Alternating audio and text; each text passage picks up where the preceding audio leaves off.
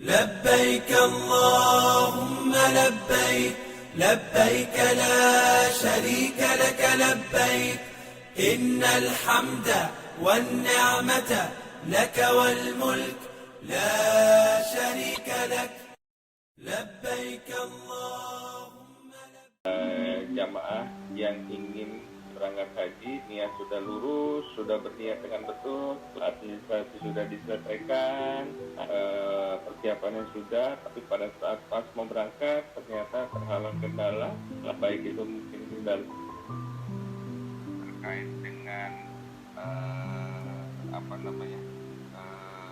kesibukan atau terkait dengan misalnya yang bersangkutan meninggal dunia. Bagaimana tentang hajinya? Apakah hajinya itu mesti siap pahalanya sampai atau apakah harus diwakilkan atau dibadalkan oleh warisnya? Mungkin itu bisa mohon dibantu dijawab mungkin oleh Ustaz Dadan, Ustaz Rahmat atau Ustaz Gojeng. Silakan Ustaz Dadan. Ada Pak Dadan di situ nggak?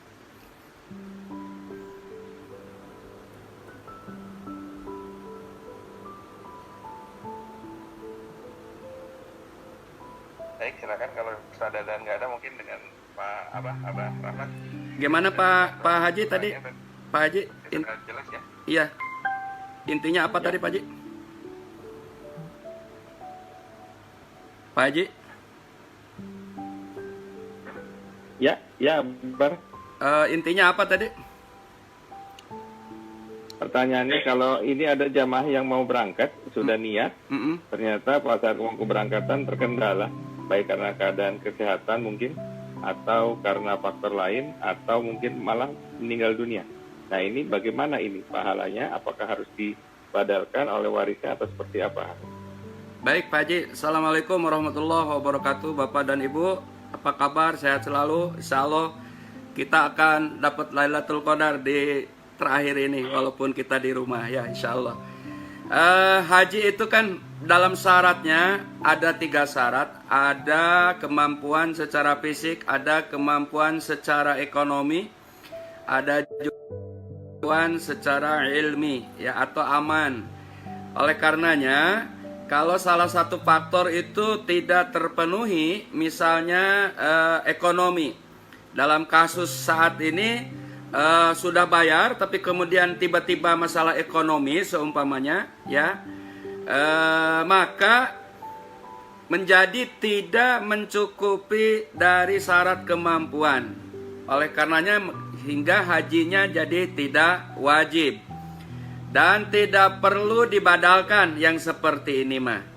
Yang dibadalkan haji adalah yang wafat, yang sudah wafat. Baik dia secara semasa hidupnya dia memang ada niat haji, terlebih kalau sudah melunasi tinggal berangkat kemudian wafat, ini harus dibadalkan.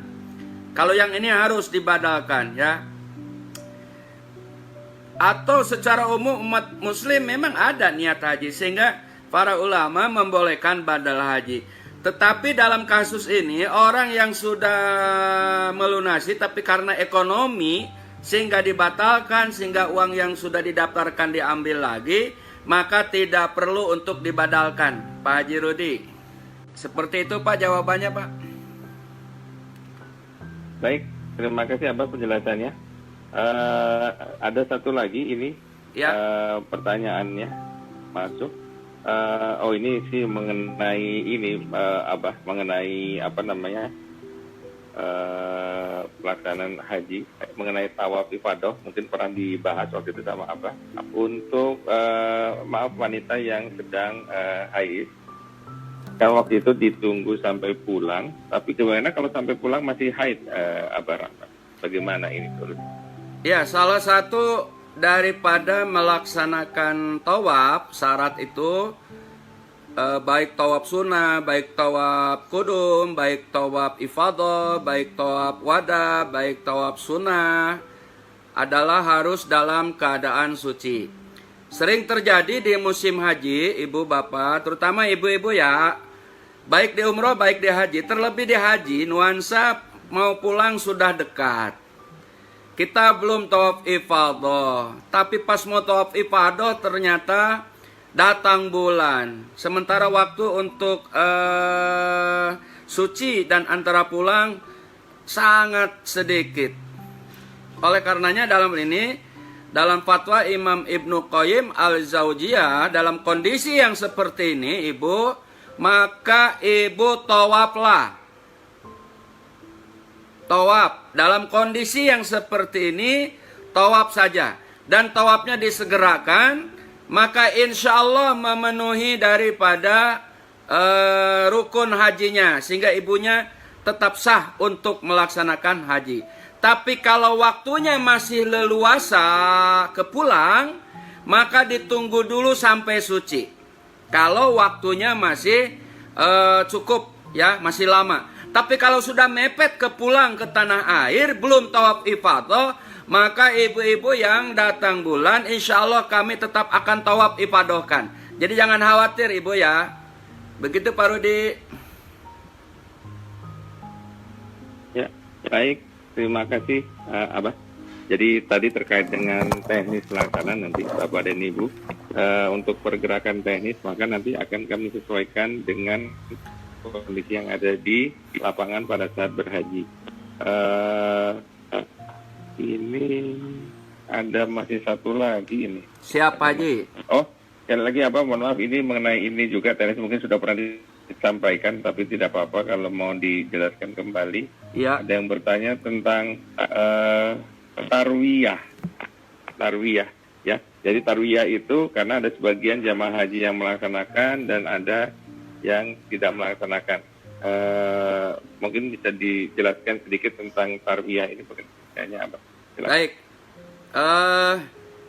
Tarwiyah adalah mengambil keberangkatan ke Arafah dengan melalui Mina dulu seperti yang dilakukan oleh Rasulullah Shallallahu Alaihi Wasallam, dan ini sunnah. Ini sunnah ya, bukan rukun, bukan bagian wajib haji Bapak Ibu ya. Tapi jangan disalahkan, dia telah memilih sunnah. Tapi juga jangan menyalahkan yang dari Makkah melewati Mina, artinya tidak ke Mina dulu, langsung ke Arafah. Seperti yang dilaksanakan oleh jamaah haji Indonesia, baik reguler ataupun khusus.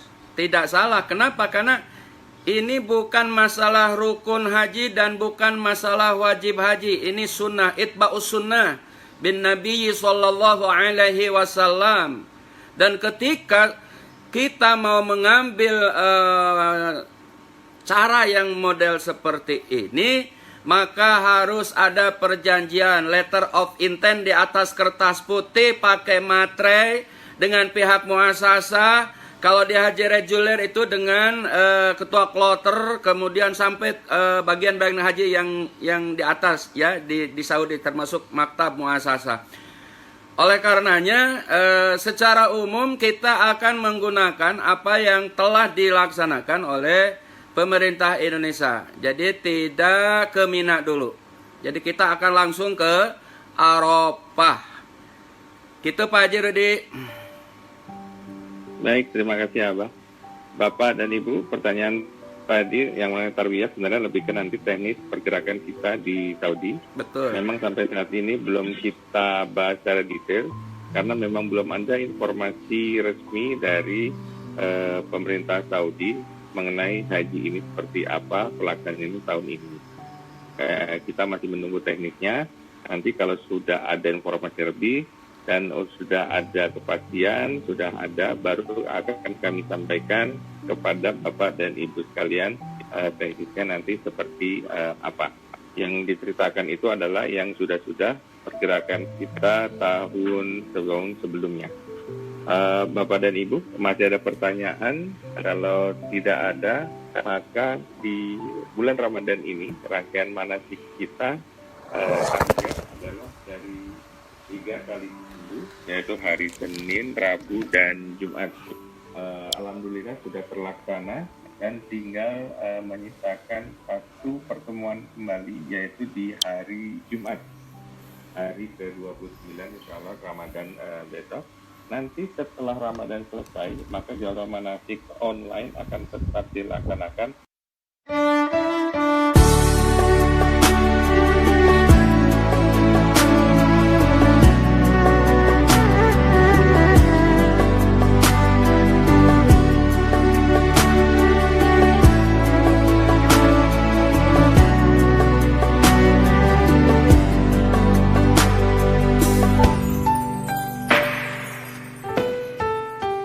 Dulu kau pernah bermimpi temuinya di tanah suci. Kini kau kan pergi tunaikan panggilan ilahi. Datang dan katakan padanya,